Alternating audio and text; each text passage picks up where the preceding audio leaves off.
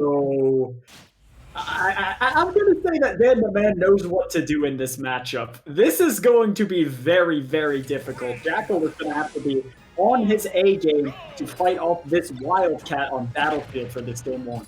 And it's so interesting, man, because it's a snake. You know, this character's definitely up at least a couple of tiers from a character like Incineroar, but you know, if we talk about JustJakul's performance in Winter Semifinals, you saw how Bowser was tanking all that damage and just not caring about him at all.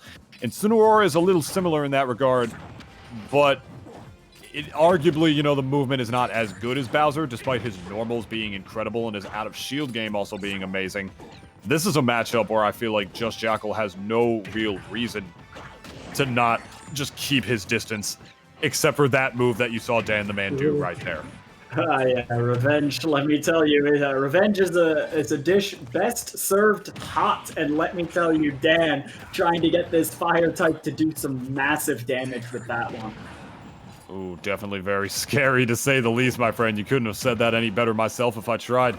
But there you go, JustJakul already jumping up with a normal that time with the down air where Incineroar was to try to intercept him. That's already one thing. As that back air takes the stock, those are already two things that JustJakul was not really doing too much against Sansko, as we saw earlier. He kept trying to force Sansko to play his game despite being a heavyweight who could just power through the damage. This time around, he's still trying to do that, but he's also fighting when he has to. He's using his normals a lot more than we saw earlier. And I'm very anxious to see how he's going to be able to persevere against DanTheMan, if at all, with the way this is going. Yeah, and I think he's doing a great job, especially because Incineroar's mobility options are much more limited than Bowser's. He's among the slowest in the game, both on the ground and in the air. Jeez, that side B not even killing is definitely rough for Dan. He really, really needed that one, especially with this big of a deficit. A little bit greedy. Almost. Wow! Man. Oh, no. Oh, yeah, that's just the perfect landing. Dude, he's really doing a great job at negating DanTheMan's oppression. I feel like Dan is just pressing one too many buttons in the punch when he has to. That time around, finally going to eat the F-tilt for his trouble, though. Putting himself on the board, finally taking a stock. Definitely a mountain to climb, to say the least. But that revenge should help him climb it just a little bit higher.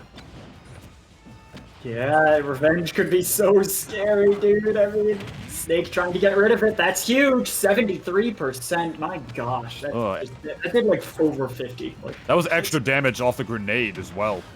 Because there was a grenade literally right under him that he actually hit with it. Very interesting. And I see DanTheMan trying to fish for that back air right there. Definitely a very exploitable recovery on Snake's part. That can be intercepted by a strong move like that, or by neutral air, man. The aerials of Incineroar strong enough to break through that Cypher armor. That's huge in this matchup. Yeah, and it is definitely not over. I mean, Incineroar is a character that can take 2 hits and make you suffer. So we're going to have to see if Jakul can close this lead that he's built for himself here. On the way down. The kicks coming out. Jeez, the close quarters combat. Snake just kicking over and over again. This Incineroar is just too puny to be able to close this gap, man. His only real burst option is dash attack and side beam. Yeah, man, it's like I'm loving what we're seeing from JustJakul, man. Like, he's fighting when he has to, knowing this heavy can tank so much damage from him.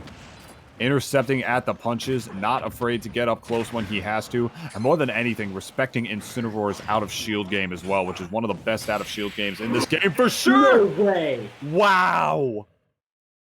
Oh!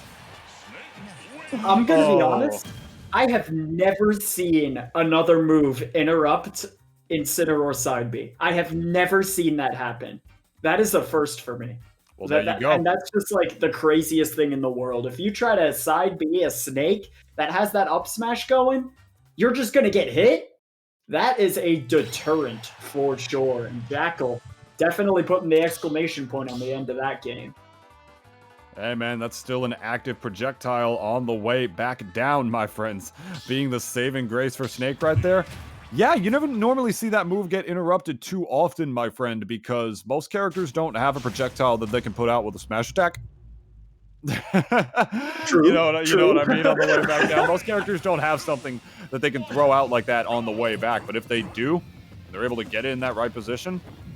Lucky enough for JustJakul, that worked out. Don't know. I don't think that was really all of that intentional, but either way, it's what saved his bacon right there. That's definitely why you don't see that move get interrupted too often in singles, but that's what this is, my friend. Ain't no dubs here. Yeah, it's damage-based heavy armor, and apparently that up smash just does enough damage. That's crazy. Indeed, my friend, indeed. What's also crazy, DanTheMan taking JustJakul to FD right here. Very interesting pick. I feel like if there's any stage where Snake will be able to set up his bases and his defenses against a slow character like Incineroar, it's this one. And it's also very risky because it's pretty clear that JustJakul knows what to do now against a character like Incineroar if he gets too close. So I'm very interested to see what DanTheMan's thought process is, taking him to a stage like this with no platforms to escape to. I guess his thought process is to read his spot dodge and just slam him with the forward smash that would have killed 80% earlier. I guess so. Oh, but the C4 was still on him. I didn't even realize. I mean, the Snake's got to know that tactical espionage, you know. If we knew it was on him, he wouldn't be a good spot. Evidently. Okay, that's a free revenge there on that Cypher. That's actually huge in the matchup. I was going to say, if anything, I thought that secured JustJakul's spot on the way back, but nothing doing this time around. It actually just made him that much stronger and susceptible to the punish. Using the C4 to pave his way back, though, that time around. And now we got ourselves a good old ultimate war. Spot dodge that close. Reading it that time around. Oh, this could be anyone's. Dan was so close getting all of those edge guards. He still has the positional advantage here. I think Dan was just relying on his neutral overall and finally taking it with the strong hit of that dash attack he was searching for earlier. Now JustJakul suddenly scrambling a little bit, and DanTheMan just kind of running the show. For sure. Up an entire stock right now as well. This is where Incineroar can absolutely thrive, my friend. When you're the one who has to wait to attack, you can just wait to get your revenge this time around, literally and metaphorically, because now you don't have to be the one swinging. When you're the one who's taking the swings this time around, when you're the catcher in that situation, just waiting for your pitch, you know you're just going to wait to catch that ball on the way back, especially if the ball makes your knockback that much stronger. Yeah, unfortunately, that susceptible recovery, no matter how prepared you are for it, you just have so few options to deal with that remote missile. DanTheMan bleeding a little bit in this set despite all the momentum, but, I mean, still, the momentum coming. The ropes are being run, and revenge is online. Oh my gosh. Yeah, he's trying it. Okay, strong hit. Man, he's just like just off with these Cypher punishes. He has the right idea, but there, perfect, right on time. He knows that Nair is going to both destroy the Cypher and hit Snake. What an excellent edge guard from DanTheMan. Honestly, yeah, just falling down with that neutral air comes out incredibly quick. It's a very strong lasting hitbox as well. It was a perfect option, really, to take out something like Snake Cypher, man. That's one thing that Incineroar definitely has in this matchup in spades, is that kind of sort of susceptible edge guarding on the part of Snake on the way back, my friend. Because if you don't have a move that is really going to be able to deal with Cypher easily, you know, not able to break the strong armor of that move, which you'd be surprised how many characters don't. Incineroar, that's not something he has ever had to worry about in his life.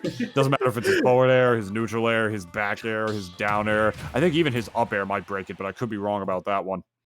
I mean, there's a reason that character is that slow. It's because his moves pack one of the largest punches in the game if you let him catch you. Yeah, man, I keep seeing Ajax talk about, you know, different movement buffs for Incineroar, and it's like, no. No, please. Please, God, no, man. If this character could move, that's a top tier in the making. I might have to pick up Incineroar. Anyway. At this point, yeah. Wouldn't blame you. There you go. I love the frame. That was such a beautiful frame trap. I mean, geez, like DanTheMan all over him right now. 102 after like 6 hits. Like, come on, dude. This dude's going in. Yeah, but the weak hit of the neutral air, not going to do it that time. That strong hit is what he really needs to be able to break through that armor. Nothing doing that time, though. I hope the fear isn't starting to seep in for JustJakul right now, because I feel like he was doing so well in that first game after his loss to Sansko and had to deal with these heavies and sort of intercept their approaches a little bit better. I hope that hasn't stopped. I hope the fear hasn't seeped in And he's just a little bit afraid to do those kind of options against him when he has to now. Up tilt gonna take the stock though. Don't be spot dodging that close to Snake, as they say. Yeah, seriously. Yeah, that up tilt is always going to be raring to go, but that nair, let me tell you, that's been tried and true for Dan. That's like 3 edge guards already with that exact setup. So good, so consistent. He got that off a parry too. Absolutely wild. Too clean, too clean. Honestly, it really was, man. Parried that on the way back. Easy pickings. Wow, and you see like the grenade trade like do a little bit of damage to Dan, but that forward air from Incineroar just does so much that like the damage wasn't even that noticeable. Like DanTheMan is willing to take that kind of trade. Yeah, it was definitely a trade in his favor for that most part. That's something you really got to watch for Incineroar, man. Not even just his out of shield, but his burst options in the air as well, man. They're quick, you know, they're powerful, and chances are if you put out one of your aerials, it's going to lose to it. So it's something you really got to be careful with on that front, man. There's a reason that he's one of those heavy, slow-moving characters that's scarier to fight up close. Oh my gosh, heavy, slow-moving, but that side beam, man, it's so dangerous! That back air, lucky he wasn't hit by the sweet spot there, because that would have just erased him. Mm-hmm. Down throw up tilt, though, the kill confirm. Classic, get that high for percent, no mashing out, no tech rolling, no teching, no nothing. Carefully putting him on the ground and getting that reset up 2 stocks to 1. Putting this grenade down, not Z dropping it, shield dropping it that time and not picking it up to ensure that there was an explosion on the way back. Knowing DanTheMan didn't have the airspeed to actually drift back into the stage to get away with it. Man, I mean, DanTheMan is always hitting that. He's always hitting that. Oh, no. There's no way. Okay, still alive, still alive. I was gonna say, there's no way he actually dies to that, right? No, there was a C4 on him. Yeah, I know. It's just scary. Like, that would kill that early, but it didn't. We're fine. DanTheMan trying to get the momentum back in his court, but at 130, oh boy, you have to play careful. Yeah, I like him not wanting to waste the down throw right there because he knew that the down throw up tilt kill confirm was not going to work that time. And I know this very much looks like Snake is winning right here, but all it's going to take for Incineroar is one revenge into pretty much any of his moves to be able to bring this back immediately, especially if JustJakul keeps taking all these trades with the grenade, man. He's eating damage off of those too, my friend. And Incineroar is a heavy character, man. Those trades, despite him being all the way up at 153, all he's got to do is tank a couple more hits, man. And then if he hits you one time, you will just die. So if I were JustJakul, I would definitely start hanging back a little bit and start fishing for some other type of way to kill. Oh my gosh, yeah, you don't want to be caught swinging here because Incineroar will swing harder. Like that? Like that. He's gone. Told you.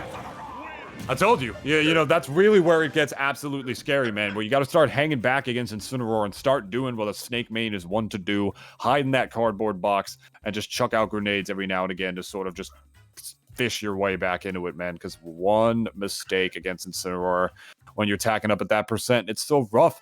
He just kept taking trades with those grenades, man, and his damage was just increasing to the point where he was at just as much of kill percent as DanTheMan was, evidenced by how the fact that DanTheMan just won that game. So yeah, if you're Jakul at this point, you are not happy about that one because that was your game to lose and your counter pick, and now you have to win 2 in a row or else you're just out of the tournament.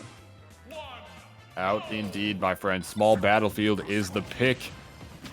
Interesting choice. Yeah, I wonder what about that top platform was the reason he lost that. I don't know. Yeah, I'm not really sure. I mean, how similar are small battlefields blast zones compared to normal battlefields to the point where, if that would make the case, was the top platform really what was doing it right there? Maybe JustJakul thought like it was just making his landings at a disadvantage that much more predictable. In my opinion, it's a very common as that back air does take the stock. He air dodged into the blast zone. He air dodged into it. I mean, Dan has just been all over Jakul. You can tell the mental damage that loss did, and Dan is absolutely all over that. He smells blood in the water, and he is ticking, trying to get this second stock gone just as soon as the first. You can tell by the reads he's going for as well that this man is absolutely feeling it. He's absolutely in the true Incineroar zone. Oh, no. I think he actually accidentally grabbed the ledge right there. Yeah. Because you know he wanted that back there. Jeez, it doesn't even matter. He's so far ahead. Jeez, this is rough. Yeah, you know the old I mean, saying. Oh, gosh. Oh, my. In how many seconds? He's gone. That's it. Done. That's He's it. done. Yeah. JustJakul, I think he air dodged off the blast zone again. I think he's just done. Wow. Man, I mean, wow. What a way to go out, G. Like, geez, dude. That absolute. He just shredded him.